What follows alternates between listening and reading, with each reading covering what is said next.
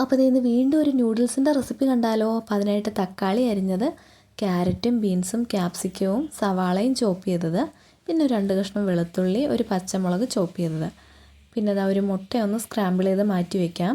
പിന്നീട് എണ്ണ ഒഴിച്ച് അതിലേക്ക് വെളുത്തുള്ളിയും പച്ചമുളകും കൂടെ ഒന്ന് ചേർത്ത് കൊടുക്കണം. പിന്നീട് ഒരു ചെറിയ സവാള അരിഞ്ഞത് ചേർക്കുന്നുണ്ട്. അതിനുശേഷം നമ്മുടെ വെജിറ്റബിൾസ് എല്ലാം തന്നെ ആഡ് ചെയ്ത് കൊടുക്കാം. വെജിറ്റബിൾസും ചേർത്തു. ഇനി ഇതൊന്ന് നന്നായിട്ട് വഴറ്റണം. അപ്പോൾ അതിലേക്ക് ഒരു പിഞ്ച് ഉപ്പും കൂടെ ചേർത്ത് കൊടുക്കാം. അപ്പോൾ ഉപ്പും ചേർത്തിട്ട് വഴറ്റിയെടുക്കുക. പിന്നീട് സോസാണ് ആഡ് ചെയ്യുന്നത്. 1 table spoon tomato sauce, 1/2 table spoon chilli sauce, ഒരു 1/4 ടേബിൾ സ്പൂണോളം സോയാ സോസും കൂടെ ചേർത്ത് കൊടുക്കുക. അതിനുശേഷം വെള്ളം ഒഴിച്ച് കൊടുക്കുന്നുണ്ട്. അപ്പോൾ അത് തിളച്ച് വരുമ്പോഴത്തേക്കും നൂഡിൽസൊക്കെ ആഡ് ചെയ്യാം. അപ്പോൾ അതങ്ങനെ വെന്ത് വന്നു. പിന്നെ അതിൻ്റെ കൂടെ കിട്ടുന്ന മസാലയാണ്. അപ്പോൾ അതും ചേർത്ത് കഴിയുമ്പോഴത്തേക്കും സ്ക്രാമ്പിൾ ചെയ്ത എഗ്ഗും കൂടെ ചേർക്കാം.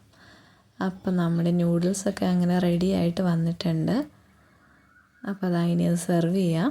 അപ്പോൾ സെർവ് ചെയ്യുന്ന ടൈമിൽ ചേർക്കേണ്ട ഒരു മസാലയാണത്. അപ്പോൾ അതും കൂടെ ആഡ് ചെയ്തിട്ടുണ്ട്. അപ്പോൾ ഇനി നൂഡിൽസ് ഉണ്ടാക്കുമ്പോൾ എന്തായാലും ഈ രീതിയിലൊന്ന് ട്രൈ ചെയ്ത് നോക്കണം. നല്ല ടേസ്റ്റാണ്.